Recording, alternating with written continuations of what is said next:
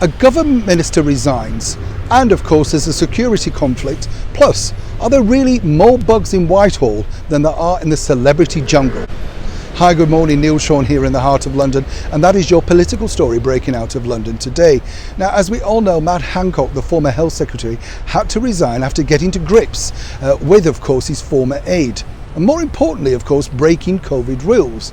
But here's where it gets really interesting, simply because the bigger picture is who put the camera within, of course, that office, which is allegedly so secure within Whitehall, and are there now more? Now, the story gets even deeper simply because, of course, it appears that the tabloid in question that broke the story has some rather strange connections, if you believe them. And we have to say allegedly here is a former squeeze of Carrie Johnson, Carrie Symonds, who of course now is the wife of the current British Prime Minister. Now, we're not saying there's any connection at all, but the story is over here in Whitehall is simply this, that of course Carrie wields great power within Whitehall and 10 Downing Street. And allegedly she would have liked, of course, Sajid Javid to be the person to take over from Health Secretary. And guess what? Hey presto, he becomes Health Secretary. Now, of course, lots of people are basically saying this is all really sort of conspiracy theories, that sort of stuff. But on a more serious note, what is interesting is how many more bugs do lay within the walls of Whitehall.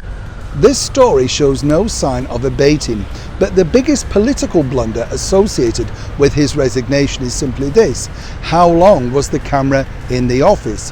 What other conversations did that camera pick up? Who else did it film? I'm not suggesting they were doing anything untoward, but private conversations do take place in the corridors of power, of course, in Whitehall. I report from there on numerous occasions, and I know the skullduggery that goes on, the secret meets, the WhatsApps, the text. But these people would have no idea at this point that we're also secretly being recorded. And of course, more importantly, who were they talking to?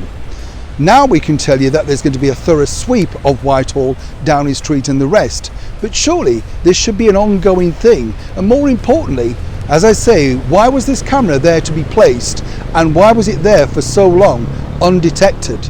Someone somewhere knows the truth, and more importantly, will it hit the tabloids before it hits Whitehall? Neil Sean in the heart of London.